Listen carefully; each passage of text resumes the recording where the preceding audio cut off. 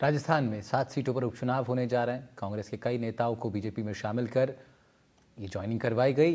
इस दौरान हमारे संवाददाता ने ज्योति मिर्धा से बातचीत की। हनुमान बेनीवाल पर उन्होंने निशाना साधा और कहा कि हनुमान बेनीवाल खुद परिवारवाद का सबसे बड़ा उदाहरण है।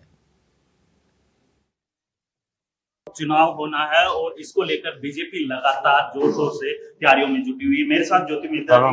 मैम, जिस तरीके से राजस्थान के अंदर 7 सीटों पर उपचुनाव होना है, क्या कुछ रणनीति रहेगी? देखिए, सब जगह पर बहुत अच्छे उम्मीदवारों की घोषणा करी है भारतीय जनता पार्टी।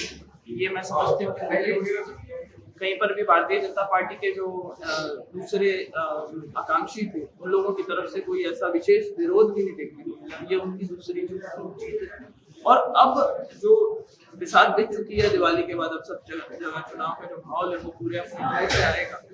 तो और ये मेरा मानना है कि और ये जो ट्रेंड वो कंटिन्यू करेगी। विशेष तौर से खिमसर का बता सकते हैं।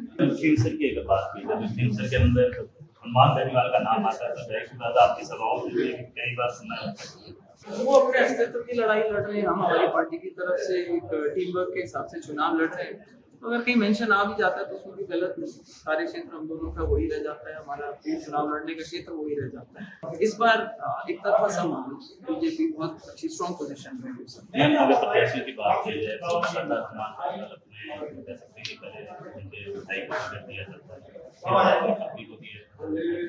लेकिन सीधी बात ये है कि पूरा परिवार है, चाहे उनके बच्चे हो, वो भी कह सकते हैं कि चुनावी मैदान में उतरेंगे और लोगों से अपील करते हुए दिखाई दे रहे हैं कि आप तो स्थिति तो इसी से जाहिर हो जाती है कि रात को 2-2 बजे तक अगर छोटे छोटे बच्चे घूम रहे हैं साथ में चुनाव में, तो आपको पता चल जाता है कि अस्तित्व की लड़ाई लड़ रहे हैं।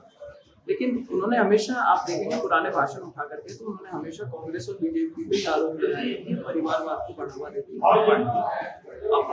अगर उनके खुद के आप अगर बैकग्राउंड को देखें तो उनके पिताजी, उनकी माता जी सरपंच रही थी, वो खुद एमएलए रही थी। बाई इलेक्शन का नंबर आया तो उन्होंने अपने सगे भाई को टिकट दी।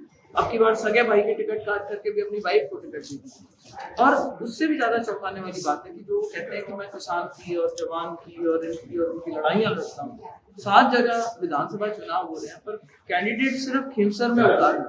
ये अपने आप में बताता है कि पार्टी का ग्राफ काफी डाउन जा चुका है और वो अभी अपने जिसको कहते हैं कि बस लिक्विड ऑक्सीजन टाइप की स्थिति में आ रहे हैं। लिक्विड जीने नहीं देगा और ऑक्सीजन बढ़ने नहीं देगी। आज स्थिति इस तरीके की जिनका साफ तौर पर है कि राजस्थान की 7 सीटों पर जो चुनाव होंगे वो बीजेपी के पक्ष में हो। और सबसे बड़ी बात ये है कि खिमसर सीट की अगर बात की जाए तो खिमसर सीट पर जो प्रत्याशी उतारे हैं आरएलपी ने, वो उनके परिवार के ही सदस्य बता रहे हैं। एक तरफ उनका दावा किया जाता है कि परिवारवाद के खिलाफ, लेकिन जीता जाता एग्जाम्पल के तौर पर हम कह सकते हैं, उदाहरण के तौर पर कह सकते हैं, वो उन्होंने अपनी पत्नी को उतार कर बताया है।